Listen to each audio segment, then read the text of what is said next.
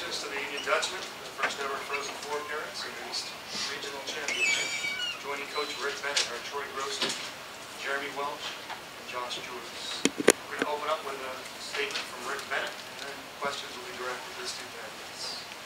Coach Bennett? I guess I find it always kind of odd that the head coach makes the opening statement, but the players are the one that actually play the game and, you know, block the shots and actually put their bodies on the line. It's these guys are the ones that really should be have the opening statement, because we're all really proud of them. But we are extremely happy for Union College and the people that came here today. President Ainley, Jim McLaughlin, Frank Mesa, Brian. Can't thank you guys enough for your support. Okay. All right, what does it mean right now?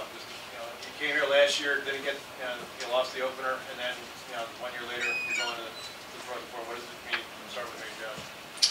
Yeah, definitely. It means a lot, especially for the program. The steps we've taken over the past couple of years. It's a huge testament to our coaching staff and just the players and all those the support staff around. Yeah, it definitely means a lot. We're pretty excited, but it's on to the next one now. So. Yeah, we're all pretty happy, but we're expecting to do this, so we're kind of staying pretty mellow here. We're excited to get going, excited to get to Tampa, but just really happy we could kind of do this for the program, and it's going to be exciting to put our school on the national stage. Small liberal arts college, it's exciting to see it get some national attention. Yeah, I mean, it's just it's a testament to the program, really. The hard work that everybody before us put in really built the foundation, and we just gotta keep working now. We got 2 more weeks. It's always great to be with the guys at the rink 2 more weeks. So we're just we're gonna enjoy it for tonight, tomorrow, and get back to work on Monday. Before the next question, just to note that the locker room for UMass-Lowell is open for another couple of minutes. Next question. John Stephen, college. I want to talk about kind of the players stepping up, especially in the first goals last night, back and forth tonight, CMP. Well, that's what it takes to win. Any team that's gone far in any level of hockey, you need everyone. Playoffs is all about different guys stepping up at different times. Big goals. Max Novak had a big one last night. Obviously, Champini had one tonight. Also, I think our 3rd and 4th line were the best lines, some of the best lines on the forecheck, creating energy. That's what it takes to win. That's what good teams need. You need different lines to step up different nights. Thought the Ajax line really stepped up tonight too. Jeremy, I had to ask you what happened at goal there in the 3rd period. Lose control of the puck? Yeah, I don't really remember what happened. Or you don't want to remember? I don't know, Coach. I'll have to show me that one on Monday. Troy, I mean, obviously, you were shocked by that? I mean, I turned my head to communicate to Welsh. They had some time, and it just seemed like at the perfect moment that when I turned my head was when he lost the puck, and the guys kind of shouted to me, but it was a quick play, and that happens. But the main point was, Welsh is a great player. He really responded, helped us win. He got over it real quickly, won big battles for us down the stretch, and that's what it takes to win, is to overcome adversity like that. Jeremy, Jim Connie, USCHO. Can you talk about special teams battle tonight? I mean, you guys got the power play goal, the shorthand, the penalty play. You guys really shut down a pretty decent power play. Yeah, for sure. I think that was a big part of the game. At the end of the 2nd period, they had 4-on-3. That was the big part of the game, obviously. Lots of ice out there. They've got some shooters, so guys were in lanes doing what they're supposed to, and that extra effort to get to loose pucks and get it down, that's big. Special teams is huge too in the playoffs, so these guys really stepped up. Rich? Well, Jeremy, just to follow on, being from a small school, I mean, you're on this national stage, and the 2 teams are Michigan State and UMass-Lowell, and how does that feel that Union has arrived in that level? It's been a progression. I've been here for 3 years, so each year we've taken a step into the ECAC top teams, back-to-back the Cleary Cups. So maybe my freshman year, this would have been a big wow moment right now, but right now we're just taking it in stride. The program's come so far, and as I said, we expect to be here and we expect to win. So just kind of taking it in stride and looking forward. Jeremy, just going back to that second goal, I mean, a play like that could be a total disaster for a team, but you guys didn't melt down there. Can you just sort of comment on the team's resiliency there in the latter half of this third period? Yeah, mistakes like that happen.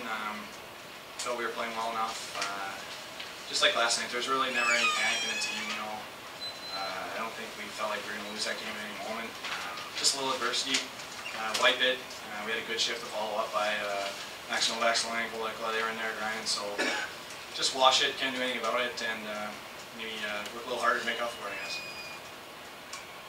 Troy, Mike Vega, Boston Globe. Last night you kind of credited your defense for the amount of shots you didn't see, it seemed like, but today they limited them to kind of 9 shots, I believe, first period, and then 12 combined in the last 2 periods. Comment a little bit about the play you're seeing up front. Yeah, I mean, we said last night, I mean, it's a huge part of our success. I mean, the guys in front of me have been awesome this year. The D, clear rebounds. I have a tendency to leave a few out there once in a while.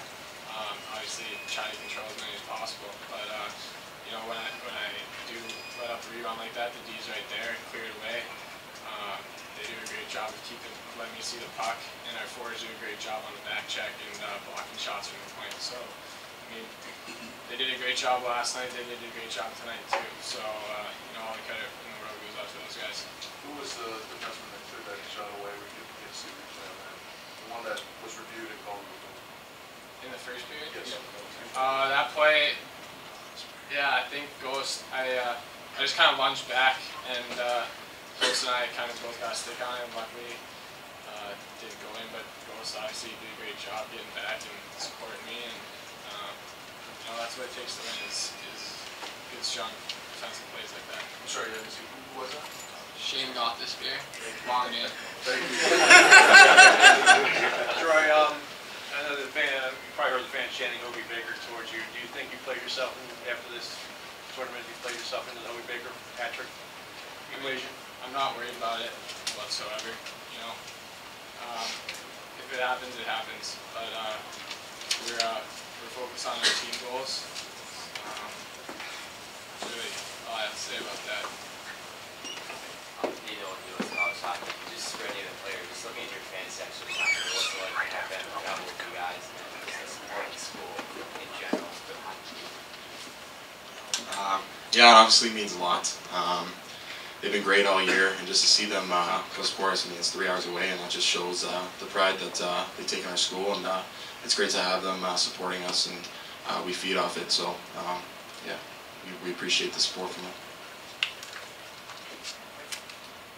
Jeremy, you talked about the expectation of reaching the Frozen Four. Last year, did you watch any of the Frozen Four? I mean, was it the loss that you suffered, too disappointing to even watch it? Or did it serve as motivation if you did?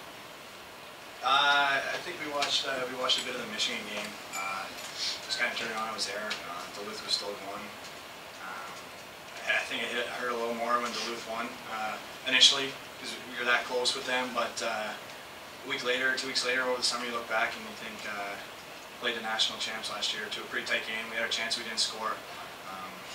It's a little motivation, coming here this year, we knew play with anyone, play with them. They went on to win, so that definitely helps your psyche, I think, coming back. Josh, can you tell us about your goal? I mean, you look like a hard backhander. Yeah, we got a little heat for that one, but yeah, it was a great play by Ghost. Well, actually, yeah, he tried to make a move, and he usually gets that about maybe 8 times out of 10, I'd say. But the guy got a stick on it. It just ended up right on my stick, and I just kind of closed my eyes and backhanded it and went over the goal. So. Why'd you get heat on it? Why'd you get heat on it? Teammates? Oh, just I don't know. I'm usually the shot's not my my greatest asset, so.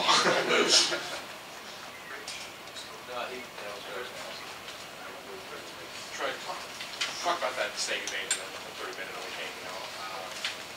What does that do for you the rest of the game? Is that like a wake-up call? Does that should you win the rest of the way? Or did you feel like once you made that save, maybe things are going to go our way? I mean, I don't know. It's just just try to take it one shot at a time. It doesn't matter if it's you know, a quick play in front of the net like that was, or if it's long dumping. Just always worry about the next shot. That's all it came down to, really. I mean, it doesn't matter when other teams getting their chances. You just have to be ready whenever that happens. And you know, it was just trying to do my job, just trying to keep the puck out of the net. That's all it really came down to. I just follow that. You had a sprawling save a couple minutes ago. You were down on your back. And the replays showed that you either got it with your blocker or your glove hand. Yeah, I think the one you're talking about, I got with my blocker. It was just kind of a scrum in front, and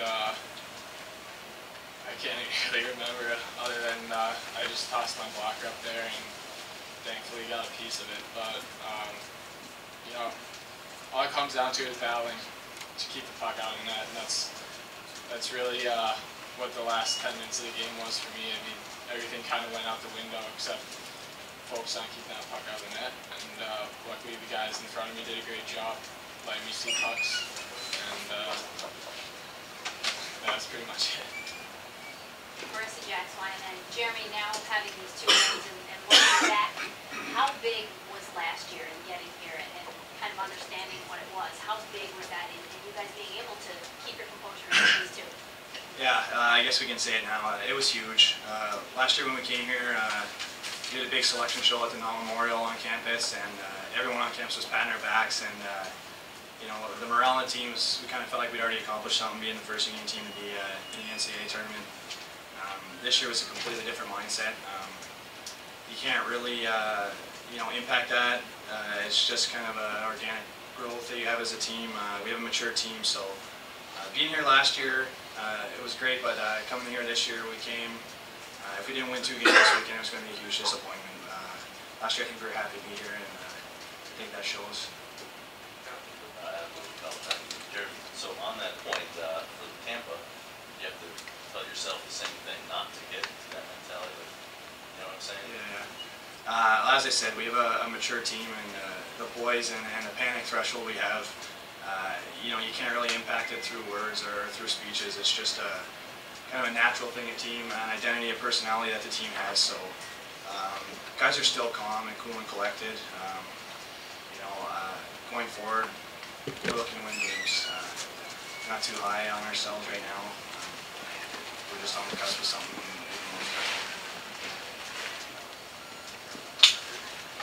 Any other questions for the union student athletes? Thanks, guys.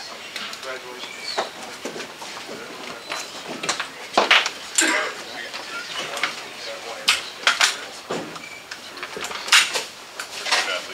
The union locker room will close in about 2 or 3 minutes, so if you need to get right there. Any questions for Coach Bennett? Rich? Rick, it seems like just listening to those guys, they already had a plan in their head before you got here, so it was as much as you buy into them as them buying into you. Oh, yeah, most definitely. But you know, it really started at the opening meeting back in September, and it's just kind of sticking with the whole process. And it's been a team effort from the first day on. There are a lot of people behind this, and these guys really appreciate it. And I think you know, they kind of feed off that, and it really kind of breathes a life of its own. And I think you saw that this year to get to this point. Rick, I know I asked you back last weekend about what it meant to win the ECAC for the first time. What does it mean to be the first Union Division I team to go to Frozen Four? Same answer I gave you, I guess, last week when you know, we won the first CAC championship. It just means you're the first, and now we just got to keep building on that. But you know, it all is just going to start when we get back and focus on, you know, getting back in school, getting you know, our guys are going to start classes here on Monday, and you know, I'm sure it's going to be a whirlwind for them. But the same token, that's why they're there, and they have to realize that by taking care of school, it's going to take care of hockey. That's what they've done from the get-go. We're real proud of them for that. Coach, yesterday you mentioned that you felt the team didn't quite do some of the things you usually do. Did you feel like you corrected those? What were some of those things? And did you feel like you corrected them today? Yeah, number one was turnovers yesterday. We counted about 13 on, how about that number, on tape, and it was, we kind of condensed it a little bit and showed our guys. And I felt the stuff that we showed them today in the morning really helped for tonight's game. And I thought Jason Tapp and Joe Dume did an excellent job preparing these guys for Lowell, in the afternoon here. Rick, same thing I asked your players on special teams. How big was that tonight, seeing it down for the game?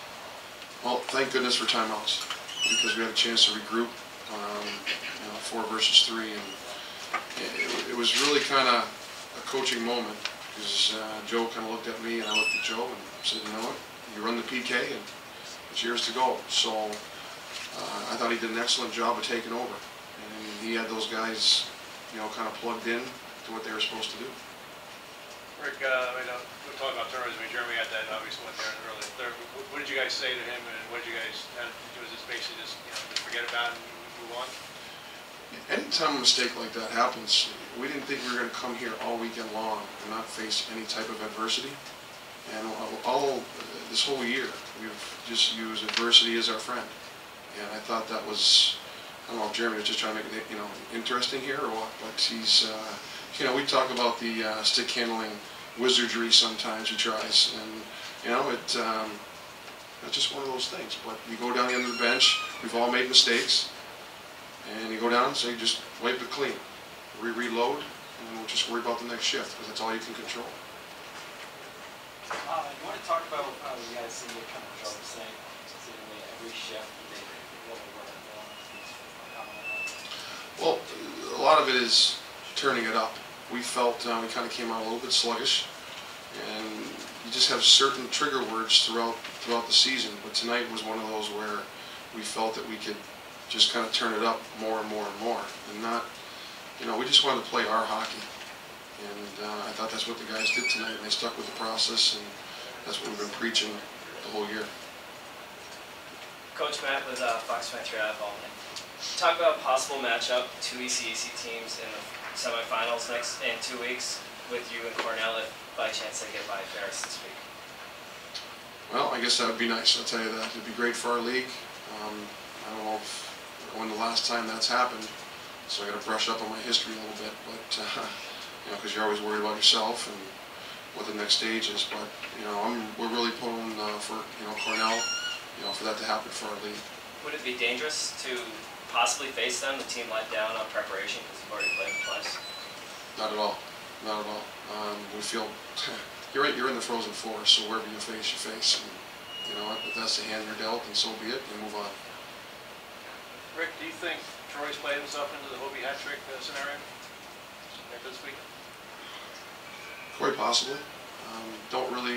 I'm not sure what the criteria that goes into it, but if the criteria is moving on to the next level, then he certainly deserves a fair shot, and I hope he does, because he has, deserved it the whole year. But as you heard from Troy, it's not something that he sits up at night and thinks about. He thinks about the team, and that's what makes him so special. Coach Sean Carruthers, USCHO. Last night, Lowell had a big lead that obviously evaporated. What did you tell the guys after the second goal was scored? What did you emphasize to make sure that your lead didn't completely evaporate? Well, just to take it easy a bit. And you can always tell from our team as they start standing up a little bit. And that was one of the adjustments that we've fixed from last year. We want our guys sitting down and just deep breaths, take it easy. And once they started, with that, and I just think it's the next shift after the goal that's so important. And you can't, again, it happened. Mistakes are going to happen throughout the course of games. That just happened at it just wasn't a great time. But you know what?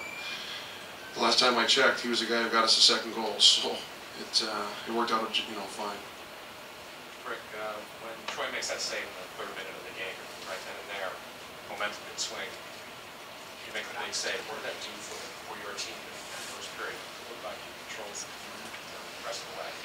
He gives us a lift, just like he did last night, and that's why he came up so big all year long. But you know, I think those saves don't really happen. Obviously, they happen through the course of that game, but his work with Jason Tapp, the extra stuff that he does and does with, you know, with other goaltenders, I think that's where it starts. Just a repetition of it, and he feels, and when he does the extra work, he feels comfortable in there, and I think that really helps him throughout the course and obviously this stage as well.